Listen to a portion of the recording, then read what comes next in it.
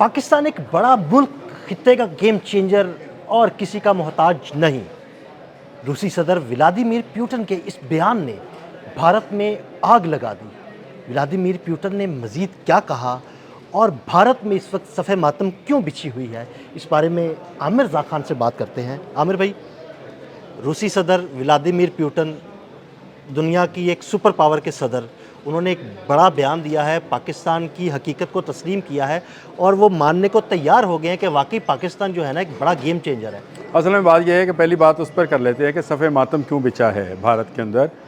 देखिए, भारत को इस वक्त 5th जनरेशन के जहाज़ की ज़रूरत है और उसकी वजह यह है कि ऐसी ख़बरें तो हैं कि J-35 जो है वो पाकिस्तान ले रहा है और पाकिस्तान के पास वो जल्द आ भी जाएंगे। इसलिए भारत जो है उसको बड़ी जल्दी में एक 5th जनरेशन जहाज़ चाहिए था। उसने F-35 की बात की थी।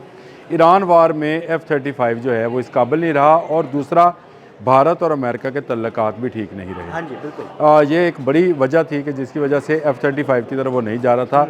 अब इसका सुई 57 की तरफ ध्यान था, लेकिन भारत की शर्त ये थी कि ये सुई 57 जो है ये बने इंडिया के अंदर। असेंबलिंग जो है ना वो या मैन्युफैक्चरिंग इसकी टेक्नोलॉजी जो है ये हमें दी जाए और हम 5th जनरेशन जहाज़ बनाएं। देखिए, भारत में अब तक जो तेजस बना उसकी क्या हालत हुई कि वो उड़ नहीं सकता है और अब उसको ग्राउंड कर दिया गया है। उड़ता है तो फिर ज़मीन बोस। इसके अलावा जो Su-30 का प्लांट इन्होंने लगाया भी था वो भी पूरी तरह से काम नहीं कर रहा है। तो ये रशियंस के लिए बड़ा ही एक थी। रशियंस इन दिनों में अमेरिका के बहुत करीब हुआ, चीन के बहुत करीब हुआ। चीन के साथ उसने जो है अपने तल्लकात को मज़ीद बेहतर किया। शी जिन के साथ मुलाकात की। चीन और भारत की आपस में खुंदक है, ये बात सबके सब आया है। रशिया ने चीन की ही वजह से ग्वादर पोर्ट के इस्तेमाल का फैसला किया। बिल्कुल ऐसे ही है। इसलिए एक खुद मुख्तार, एक ताकतवर पाकिस्तान अब रूस की भी मजबूरी है। तो यूं एक तो उसने पलट कर जो है यूं कहना चाहिए कि उसको शटअप कॉल दी है भारत को कि तुम ये कह रहे हो कि पाकिस्तान क्योंकि चीन का साथी है, पाकिस्तान एक खुद मुख्तार मुल्क है और तल्लकात रखने में आज़ाद है। बिल्कुल, उससे कहा है कि वो चाइना के ज़ेरे तसल्लुत नहीं है, वो इसकी अपनी एक पॉलिसी है और अपना एक और अपनी वक़ार है पॉलिसी का पूरी तहत दुनिया आप में। ये देखें कि अमेरिका और चाइना की इंटरनेशनल रिलेशंस में नहीं बनती है। इसके बावजूद डोनाल्ड ट्रंप ये कहते हैं कि बाएतमाद दोस्त पाकिस्तान है, शी जिन ये कहते हैं कि बाएतमाद दोस्त जो है पाकिस्तान है और अब पुतिन भी ये कहना शुरू हो गया कि बाएतमाद दोस्त है। जो कहते हैं सेंटर ऑफ ग्रेविटी जो है वो पाकिस्तान बन चुका है 3-4 हवालों से। एक तो जोग्राफियाई तौर पर, दूसरा तजारती तौर पर, क्योंकि दुनिया की अहम तरीन गुजरगाह ग्वादर से होकर गुजरनी है और तजारत जो है इस वक्त ग्वादर में पीक पर है। रशिया को नज़र आता है कि जिन गर्म पानियों का हम 80s में सुना करते थे कि रशिया जाना चाहता है, वो अगर उसको तजारत के ज़रिए मिल जाए तो वो मिल जाए और दोस्ती के ज़रिए मिले तो अच्छी बात है। और अमेरिका भी यही चाहता है कि ये वो ग्वादर पोर्ट जो है या यहाँ से जो है तेल की ट्रेड जो है वो दुनिया के दूसरे मुल्कों करे। भारत के साथ नाराज़गी की एक बड़ी वजह ब्रह्मोस एग्रीमेंट है। अब आप उसको ज़रा समझिएगा। भारत ने पिछले दिनों गुफ्तगू की है 2 ममालिक के साथ, एक वियतनाम और दूसरा इंडोनेशिया, कि हम आपको ब्रह्मोस दे सकते हैं।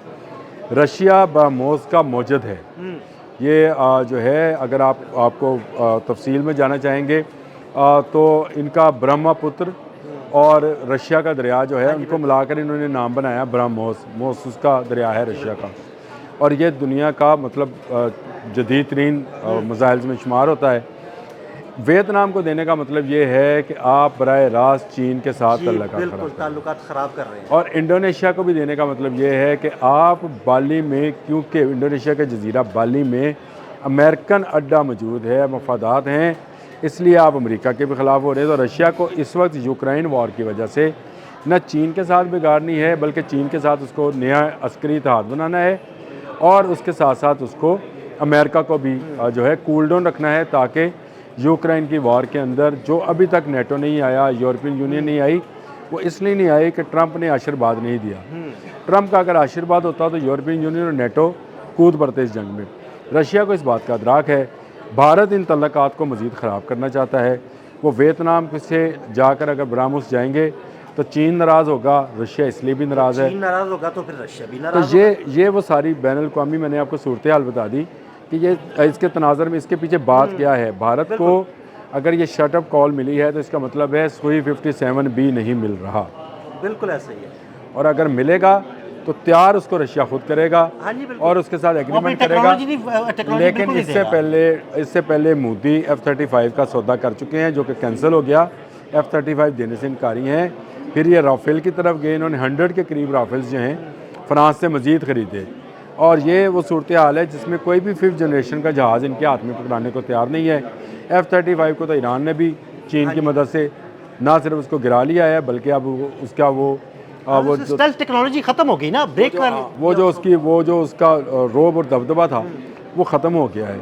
अब जो 2 जहाज़ हैं 5th जनरेशन के, सुहेई 57 वो इस क्लास का नहीं है जिस क्लास का J-35 है। बिल्कुल, और J-35 हमारे पास आने वाला है। और भारत की क्योंकि पाकिस्तान के साथ रेवलरी है, तो अगर J-35 और सुहेई 57 जो है आमने सामने आए तो पाकिस्तानी शाहीन जो हैं सुहेई को गिरा लेंगे। गिरा देंगे, बिल्कुल। रशिया इस बात से डर रहा है। ये दो एक वजूहत हैं, एक तो चाइना के करीब होने का, दूसरा उसकी तजारत, उसको गर्म पानी का हसूल जो है उसको यहाँ से गर्म पानी का मुराद ये है कि तजारत के लिए उसके अपने समंदर साल में 7-8 माह जमे रहते हैं, इसलिए गर्म पानी इनको कहा जाए। पानी ये भी ठंडा ही है, लेकिन लोग ये ना समझते हैं बर्फ मुंजमद नहीं ना होती ना इन समुद्रों में, मुंजमद नहीं होती, तो ये चलती रहती है सारा साल तजारत है। और रशिया ये चाहता है कि किसी तरीके से चीन, पाकिस्तान और रशिया जो है ये एक ट्रेड कॉरिडोर बने और उसकी तजारत जो है समंदर के रास्ते उसको कोई जो है उसमें खलल ना आए। तो ये एक बड़ी वजह है। इस वजह से भारत को 3 बड़ी सुपर ताकतें, अब आप समझिए इस बात को, दुनिया में जो नंबर 1 है वो चाइना है, नंबर 2 पे रशिया है, नंबर 3 पे अमेरिका है। अब तो ऐसा ही है, ईरान वॉर के बाद यही सूरत हाल बन रही है। ये तीनों के तीनों एक ही मुल्क पर इत्मीनाद का इजहार कर रहे हैं और वो पाकिस्तान है। और तीनों की तरफ से एक ही मुल्क को जूतियाँ पड़ी हैं, वो भारत है। तो आप इससे अंदाज़ा करें कि हमारी बैनुल-अक़वामी जो इस वक्त साख है वो किस कदर बुलंद है, किस कदर हमें जो है अल्लाह पाक ने इस इज़्ज़त से नवाजा है। बड़ा शुक्र है, बड़ी इज़्ज़त से तीनों ताकतें का मुफाद एक मुल्क में अगर जमा हो जाए तो आप इस बात को समझ सकते हैं कि कोई भी दूसरा मुल्क उस मुल्क की तरफ देख नहीं सकता है। उसकी वजह यह है कि कहीं रशिया के मफाद से कोई मुल्क टकराएगा, कहीं अमेरिका के, कहीं चाइना के, तो इन सुपर ताकतों से कौन लड़ाई लेगा। तो पाकिस्तान को एक मैं समझता हूँ मुआशी तौर पर कमज़ोर मुल्क होने के बावजूद अस्करी तौर पर अल्लाह पाक ने एक मजबूत हसार के अंदर, एक मुसल्लस के अंदर जो है वो रख दिया है, और इस मुसल्लस के अंदर अब भारत की, इज़राइल की या किसी भी दूसरे मुल्क की, जैसे ये दहशतगर्द अपने अफगान, इनकी ज़रूरत नहीं हो सकती, क्योंकि इसकी प्रोटेक्शन के लिए 3 सुपर ताकतें जो हैं उनका मफाद, उनकी तजारत, उनकी सारी चीज़ें जो हैं इसी पर मुनहसर हैं। तो इसकी हिफाजत के लिए वो जो है हर वक्त पेश होंगी और पाकिस्तान जो है मजबूत से मजबूत तर होता चला जाएगा, ना सिर्फ अस्करी तौर पर बल्कि मुआशी तौर पर। इंशाल्लाह पाकिस्तान मजबूत से मजबूत तर होता जाएगा। मज़ीद अपडेट्स के लिए हमें फॉलो करते रहें। अब तक के लिए अदील अहमद और आमिर रज़ा को इजाज़त दीजिएगा। अल्लाह हाफ़िज़।